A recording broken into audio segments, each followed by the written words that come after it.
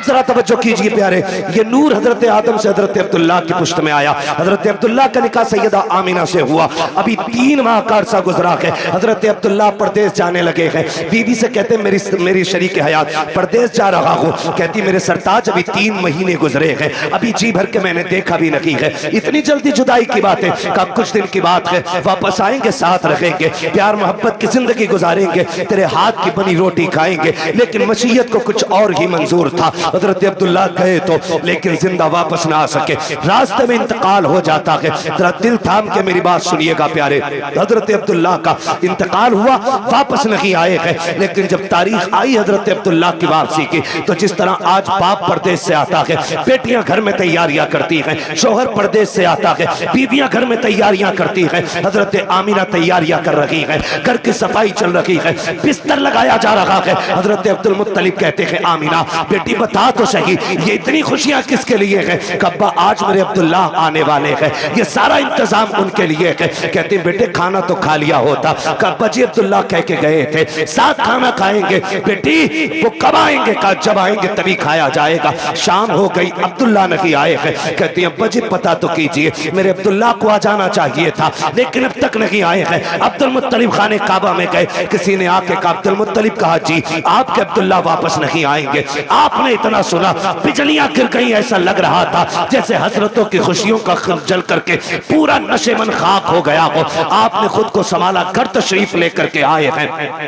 अभी दरवाजे पे पहुंचे गए, दस्तक नहीं दी है, बेटी दौड़ के बाहर आ जाती है। अब्बा जी क्या हुआ? मेरे अब्दुल्ला का पता चला कि नहीं चला है? कहते हैं बेटी सब्र करना, अब्दुल्ला वापस नहीं आएंगे। इतना सुनना था, मेरे नबी की अम्मी बेहोश हो जाती है। होश आया, खुद को संभाला, ए मेरे परवरदिगार, मेरे बच्चे ने बाप का चेहरा नहीं देखा, इसके बाप ने बच्चे को नहीं देखा, आने से पहले मेरा बच्चा यतीम हो गया है। आवाज़े कुदरत आती है, आमीना रोने की जरूरत नहीं है, आंसू ना बहा। हमने महबूब को बेसहारा नहीं बनाया है, हमने इसको कायनात का सहारा बनाने का फैसला किया। नारे तकबीर, नारे रिसालत, नारे गौसियत, मसलके आला हजरत, नारे तकबीर, नारे। अब तवज्जो करना मेरे प्यारे, बहुत गौर से सुनिएगा, जाके बहन बेटी तक मेरी बात पहुंचा देना। सैयदा आमिना कहती हैं अब्बा जी मेरे सरताज का अब नहीं आने वाले हैं। फिर क्या था, जिंदगी की खुशियां रूठ गई, दिन को भी रोना, रात को भी रोना है। जाओ जाके बहन बेटियों को जाके समझा देना,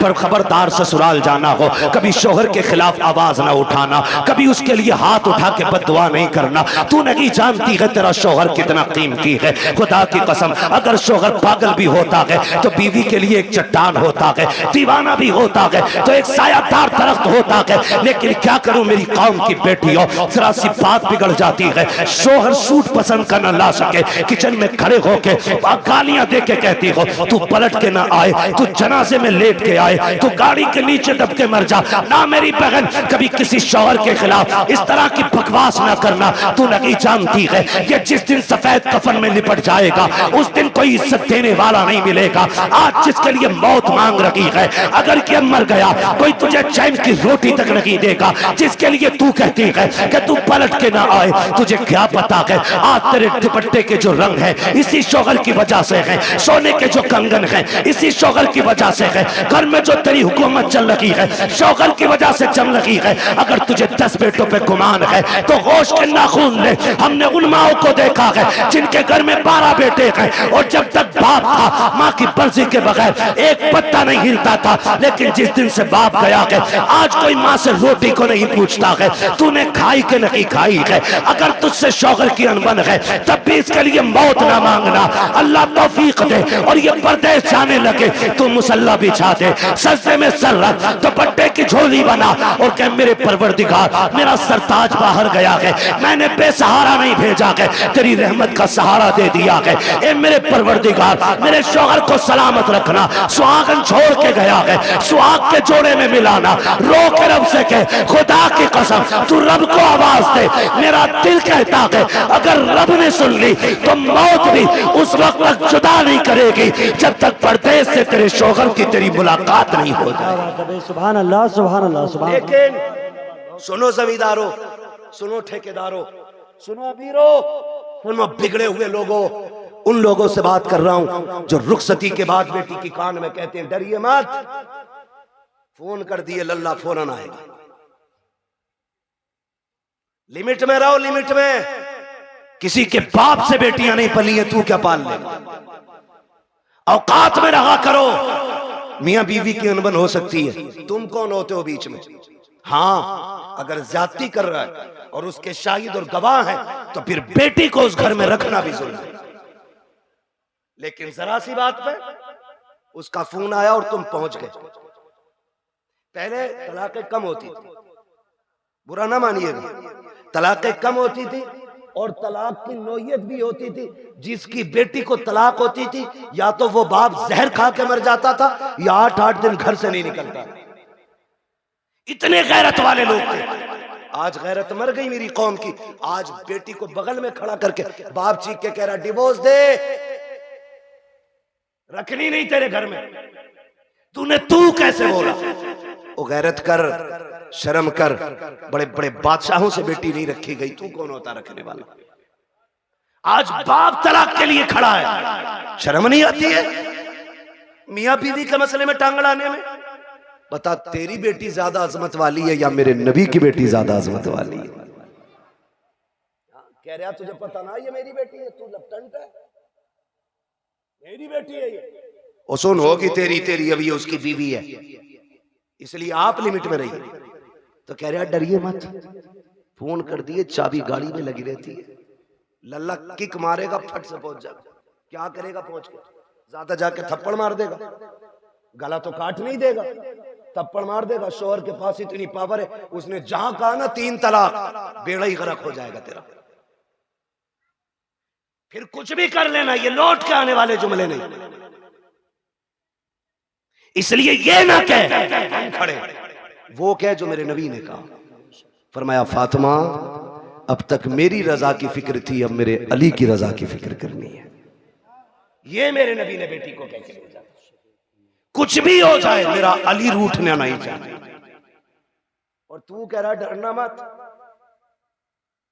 औकात कुछ भी नहीं, 2 मिनट में अंदर करा देंगे। क्या कर लेगा अंदर करा के? बेटी का सुहाग वापस नहीं दिला सकता। और फिर कुट पिटा के बेटी वापस आ भी गई ना, तो फिर उसे इज्जत नहीं मिलेगी। इज्जतों के रखवाले बने, रिश्ते बड़े अहम हैं। बेटियों को समझाओ। मौलाना आए थे, तकरीर करके गए और अपनी बीवी को डांट रहा जाके, बीवी को सुधार रहा। हमारा मुआशरा बेहतर इसलिए नहीं हो रहा कि हम ये चाहते मेरी बीवी सुधर जाए। ये कोई नहीं चाहता बेटी सुधर जाए। यहां से जाके बीवी को मत बताना, यहां से जाके बेटी को बताना कि बेटी जब तक जिंदा रहना है कनीज़े फातिमा बन के रहना। सुभान अल्लाह। मेरा चैलेंज है, जब बेटियां सवर जाएंगी तो किसी घर की बहू खराब नहीं हो सकती है। बेटियों को बेहतर करो, बेटियों को। मेरी बहन, मुश्किल है जिंदगी का गुजरना शोहर के बगैर। आज बात बात में तलाक चाहिए तुझसे, नहीं। फरमाया गया जो बिला उज़्र शरी के अपने शोहर से तलाक का मुतालबा करे, अल्लाह उस पे जन्नत की खुशबू हराम फरमा देता है। क्यों मांग रही हो तलाक? कहा जी मुझे सुख नहीं मिला। किसे सुख कहती है तू? कहा मुझे 10,000 का जोड़ा नहीं मिला। जैसे कल्लन की बीवी के कंगन है वैसे मैंने नहीं पहने, जैसे अच्छन की बीवी का सूट है ऐसा आज तक मुझे नहीं मिला। और तू इसे कहती है सुख, कहती है इसे सुख? ये नहीं है, सुख इसे कहते हैं चटनी से मिल जाए शुक्र अदा कर खा के सो जा। अगर तेरा शोहर तुझसे राजी है तो तू सबसे बड़े सुख में है। और तू सोने के लुक में खा, तेरा शोहर तुझसे नाराज है तो तू सबसे बड़े दुख में है, सुख में नहीं। सुख किसे कहते हैं? सुख किसे कहते हैं? सुख ये होता है तुझसे तेरा परिवार राजी रहे, मर जा। कहती नहीं मैं रहनी नहीं है जी, मैंने इनसे जोड़ा मांगा, इन्होंने मुझसे कहा मेरे पास कुछ नहीं है। मेरी बहन कान खोल के सुन, देख तो सही, अगर दौलत सबसे बड़ी चीज होती तो मेरा नबी सबसे ज्यादा दौलत अपनी बेटी के जहेज में देता। खातूने जन्नत ने इतना सुना, मुसल्ले का कोना छोड़ दिया। कहती है अब्बा मुझे दौलत नहीं, मुझे पैदा करने वाले रब की मोहब्बत की जरूरत है। क्या बात है भाई, जिंदाबाद। इसे सबसे बड़ी अमीरी कहते, इसे सबसे बड़ा सुख कहते। किसे कहते हैं? देवबंद मिल गया देख के दे दी, पैसे वाला था गाड़ी लाया था, लिया भी कुछ नहीं, आग लगे तेरे दामाद में। सीधी सी बात है। ओ भाई पैसे देख के दे दी, हुजूर ने जिसके हाथ में हाथ दिया था बेटी का, वो इतना गरीब मक्के का अली है कि जिसके पास मेहर देने का भी पैसा नहीं था,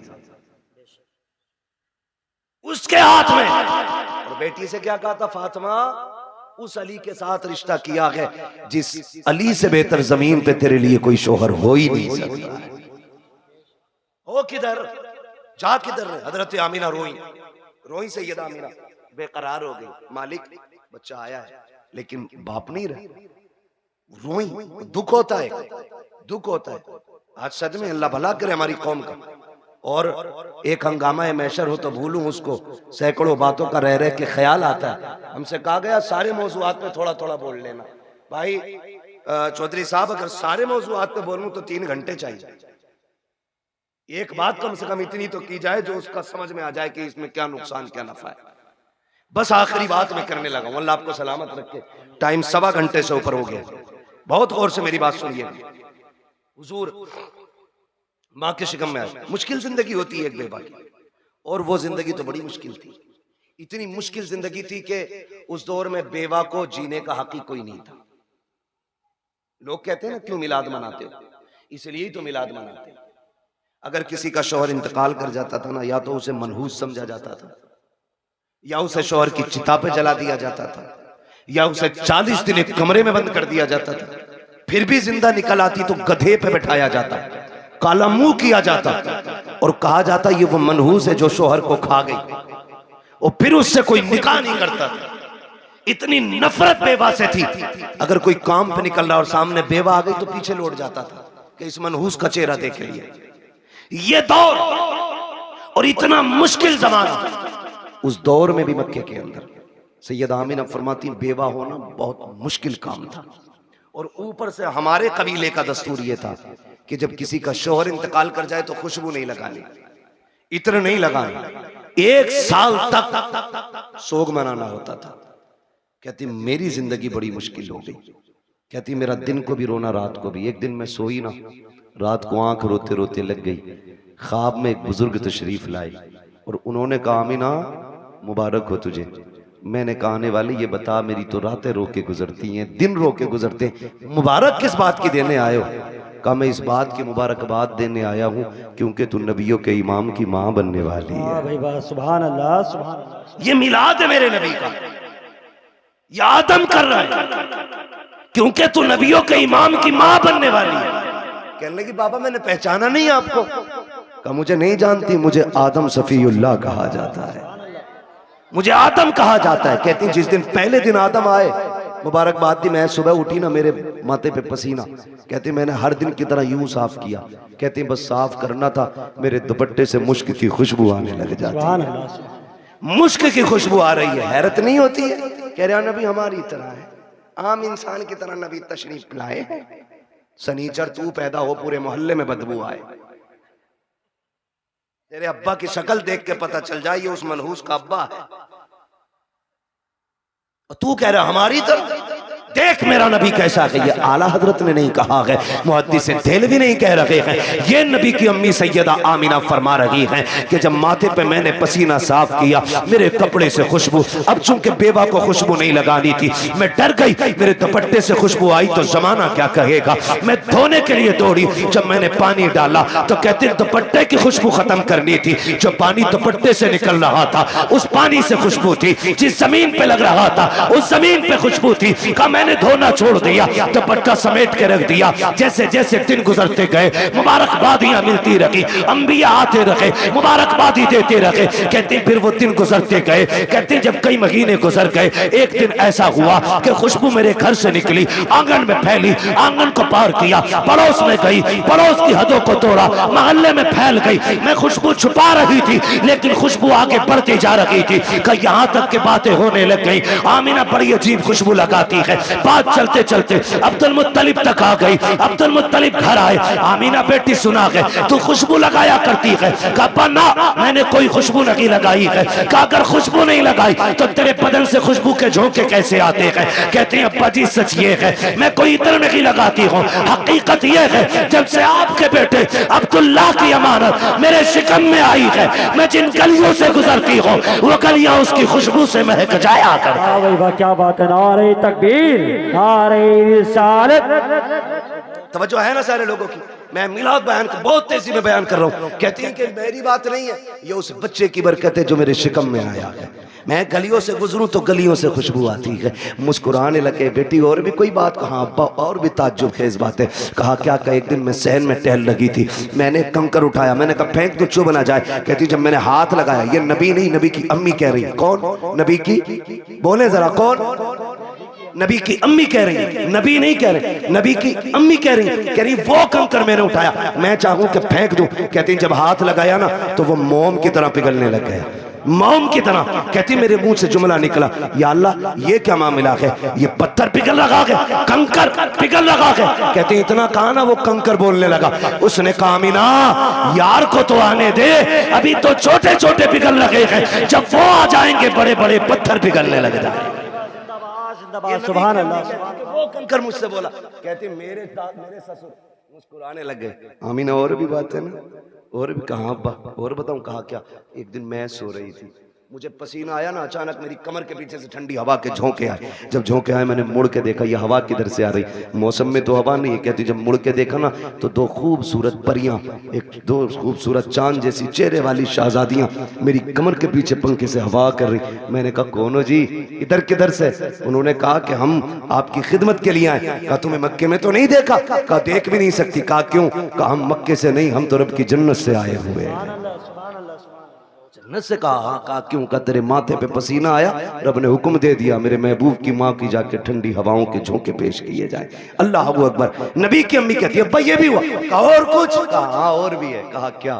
तवज्जो है, सुन लेंगे जरा 5 मिनट, जितने सुनना चाहते हैं जरा कहते हैं या रसूल अल्लाह। माशाअल्लाह, अब तो सबके हाथ उठ गए या रसूल अल्लाह। जिन्होंने हाथ उठाए आपको आपकी शहजादी का वास्ता उस वक्त तक मौत ना आए जब तक हुजूर के शहर की हाजिरी नसीब ना हो जाए। अल्लाह सबको सलामत रखे। कहती बेटी और भी कुछ? हाँ अब्बा और भी कुछ। सुने देखो वो फजीता खोर भी याद रखना, नबी हमारी तरह, और मेरे नबी की शान भी सुनना।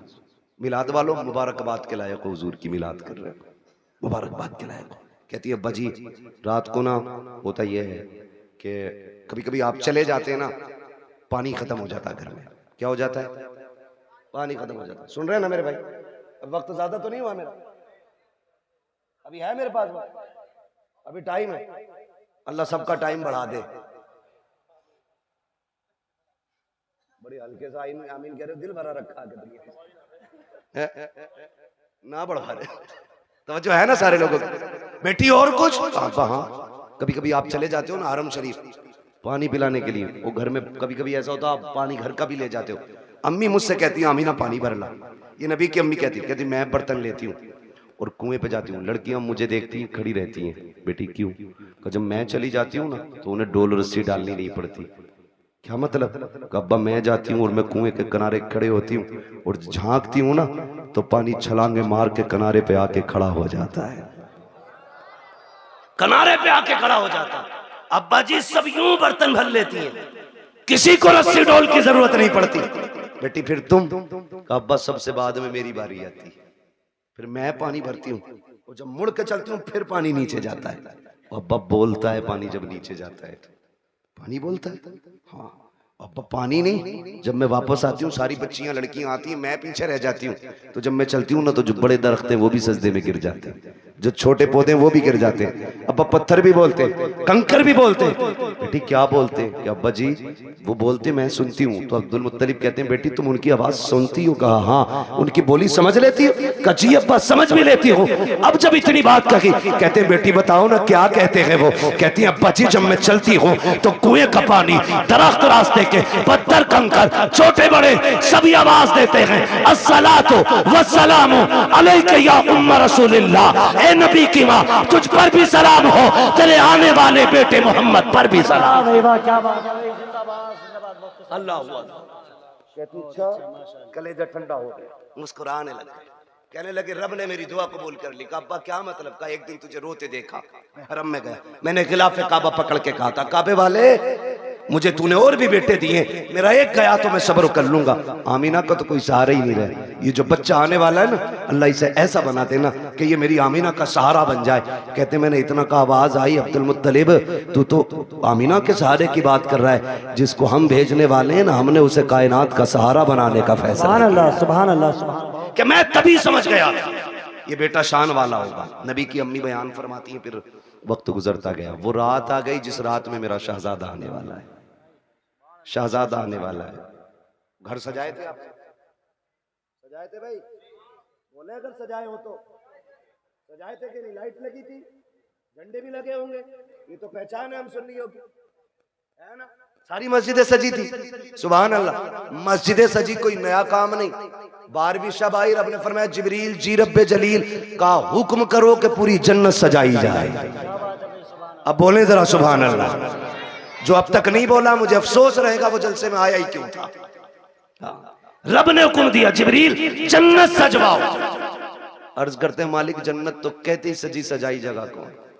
फरमाया नहीं और ज्यादा सजाओ ताकि जन्नत को भी पता लगे आज वो आ गया है जिसके सदके में जन्नत बनाई गई है। जन्नत सजाई गई, फिर हुक्म हुआ एक मिंबर लगाया जाए। कहां? बैतुल मामूर के पास। बैतुल मामूर के पास मिंबर लगा। फिर रब ने फरमाया मीकाईल से कहो कि वो हमारी शान में खुतबा पढ़े। हजरत मीकाईल ने रब की शान में खुतबा पढ़ा, यानी कि तकरीर की, और ऐसी तकरीर के पूरी जन्नत झूमने लगी। जब तकरीर मुकम्मल हो गई, रब हुक्म क्या है? रब ने फरमाया जिब्रील जी रब्बे जलील कि जिब्राइल मीकाईल इसराफील इजराइल चारों आ जाओ। चारों आगे। मालिक अब का अपने ताबे फरिश्ते 1-1 लाख फरिश्ता लेके आमीना की चौखट पे चले जाओ। अभी नहीं बोलोगे तो कब बोलोगे यार? आमीना की चौखट पे। मालिक करना क्या है? का पता नहीं, महबूब आने वाला है, मुबारकबाद ही पेश करनी है। अब बहुत गौर से सुनना। इधर सैयदा आमीना कहती है मैं घर में लेटी थी, आज मुझे अब्दुल्ला के ना होने का बड़ा गम था। मैं सोच रही थी काश अब्दुल्ला होते ना तो आज मेरे घर में अंधेरा नहीं होता। बच्चे की विलादत का वक्त है, 4 औरतें मक्के की भी मेरे पास होती, आज मैं तन्हा ना होती। कहती शोहर की जुदाई का गम ये रुलाने लगा। कहते भी आंसू आंख से निकल के रुखसार तक आया था कि अचानक मेरे घर की दीवारें फटने लग गई। फदखला सलासुन निस्वा, 3 औरतें घर के अंदर दाखिल हुई। उनके कद खजूरों के बराबर थे, चेहरे चांद से ज्यादा रोशन थे। कहती मेरी चारों तरफ आके बैठ गई। 4 थी, एक रिवायत में 3 भी गए 4 भी गए। कहती 4 औरतों को मैंने देखा, आके बेटी मैंने कहा कौन हो? का एक कहती हमें नहीं पहचाना। का बताओ तो सही कौन हो? एक ने कहा मुझे हव्वा कहा जाता है, दूसरी ने कहा कि मुझे मरियम कहा जाता है, तीसरी ने कहा मुझे इस्माइल की अम्मी हाजरा कहा जाता है, चौथी ने यह कहा मुझे नहीं जानती हो, मुझे फिरौन की बीवी आसिया कहा जाता है। का आई किस लिए हो? का मुबारकबाद देने आए हैं। का किस बात की? का तू नसीबों वाली है, तेरी गोद में नबियों का इमाम आने वाला। क्या बात है भाई, क्या बात है। नारे तकबीर, नारे रिसालत, नारे गौसियत, मसलक का तेरी गोद में नबियों का इमाम आने वाला। फरमाती वो मुबारकबाद दे के चली गई। कहती फिर ख्याल हुआ काश कोई तो औरत होती जो मेरा मन बहलाती, जो हिम्मत बढ़ाती। कहती अचानक मेरे घर में रोशनी फैली, वो रोशनी सर की तरफ से आ रही थी। मैंने मुड़ के देखा ना, एक चांद से चेहरे वाली खातून खड़ी है। मैंने कहा कौन हो जी, इधर कैसे आई हो? कहने लगी आमीना हम जमीन से नहीं, हम तो जन्नत से आए हुए हैं। कहा कौन हो? कहा जन्नत की हूरों की मलका हूँ। आई क्यों हो? कहा रब ने तेरी दाया बना के भेज दिया है। तू जो रोई थी तन्हा है, अकेली है, कोई नहीं है। कहा तेरी खिदमत के लिए मैं हूँ आमीना, बता खिदमत क्या करनी है? सैयदा कहती है मुझे दूध का प्याला पेश किया गया, आसमान के सितारे इतने करीब मेरे आंगन में आ गए, मुझे डर लगने लगा कहीं ये टूट के न गिर जाए। और वहाबी जी, और देवबंदी जी, और सहारनपुर वालों, और थाना भवन वालों, लगाओ फतवा खुदा पे। ये तो आसमान पे चमकते थे, आज नीचे क्यों आ गए? मशीयत का नकीब कहता है लगाए आसमान पे थे, लेकिन आज महबूब आ रहा है, नीचे उतार के बता दिया आज की रात की जैसी कोई रात नहीं बनाई गई। अल्लाह 12वीं शब में तारे नीचे उतार दे, पेट में दर्द नहीं होता, सुन्नी 2 चिराग जला ले, आग लग जाती है। हाँ, तवज्जो है ना सारे लोग? कहती सितारे नीचे आगे मैं डर गई। कहती फिर मेरे घर में परिंदे आए, इतने खूबसूरत, कहते कुछ परिंदे हरे रंग के थे, सुर्ख चोंचे थी, कुछ ऐसे थे रंग फरिश्तों के, उनके परिंदों के सुर्ख थे, चोंचे हरी थी, उनकी चोंचों में मोती थे, मोती थे, मोती। कहते मेरे बिस्तर पे डाले, मेरे आंगन में डाले, मेरा घर नूरुन अला नूर हो गया। इधर इधर की तैयारी, उधर देखो जिब्रील को हुक्म दिया लेके चले जाओ 1-1 लाख फरिश्ता आ रहे हैं। कह रहे मालिक इजाजत मिली, आने लगे तो सुनो जिब्राइल, मीकाईल, इसराफील ये आगे, इजराइल रुक गए। तुम नहीं गए? मालिक थोड़ी सी क्लियर करनी है एक बात। कहो क्या बात है? कहा मालिक ड्यूटी बड़ी सख्त है, मुझे तूने मलकुल मौत बनाया और ड्यूटी इतनी है कि मेरी ड्यूटी इतनी सख्त है कि मौत ना 1 मिनट पहले आ सकती ना बाद में आ सकती। मैं चला गया, मेरी ड्यूटी का क्या बनेगा?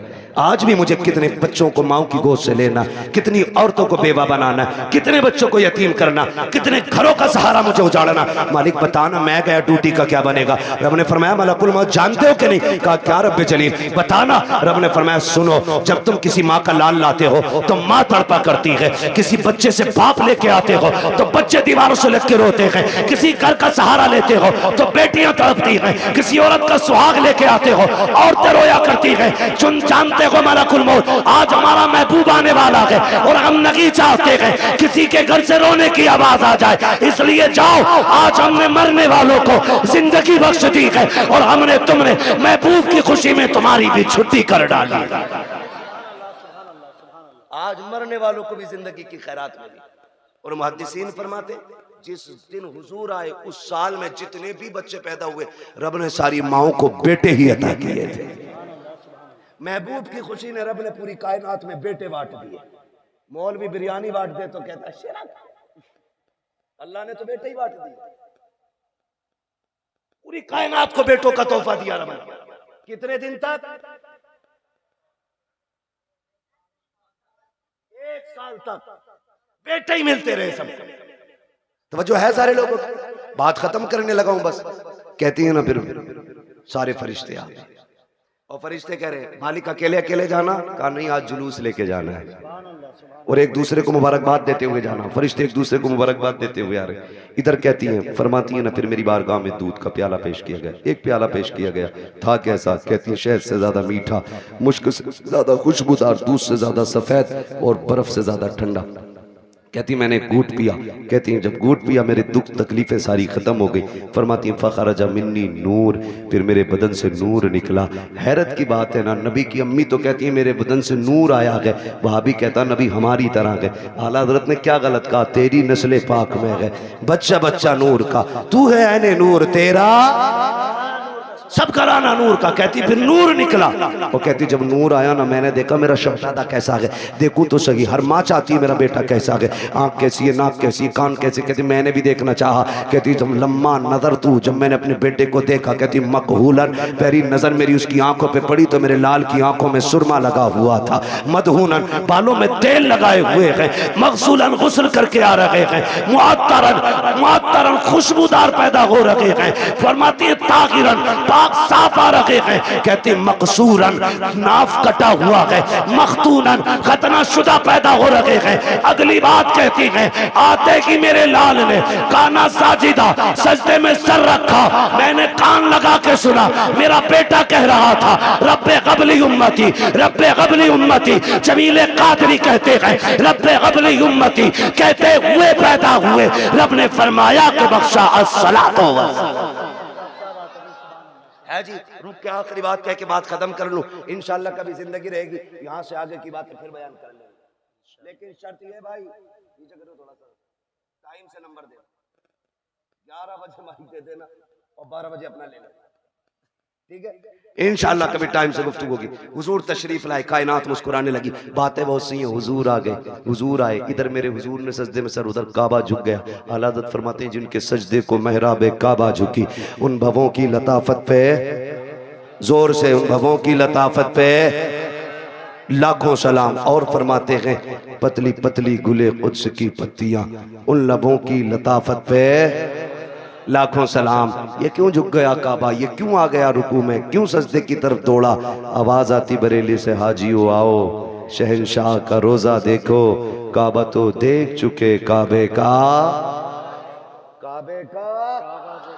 काबा देखो। हुजूर आए, कायनात मुस्कुराने लगी। हुजूर मुहद्दिस देलवी फरमाते हैं जिस जमीन पर हुजूर की विलादत का तज़किरा होता है, अल्लाह 1 साल तक उस जमीन पे अपने करम की बारिशें फरमाता है। जिस मोहल्ले जिस बस्ती में हुजूर की विलादत होती है ना, अल्लाह 1 साल तक उस बस्ती से मुसीबतों को दूर फरमा दिया करता है। इतनी बड़ी बरकतें हुजूर की विलादत की तज़किरे की हैं। आला हज़रत फरमाते हैं हश्र तक डालेंगे हम पैदाइश मौला की धूम।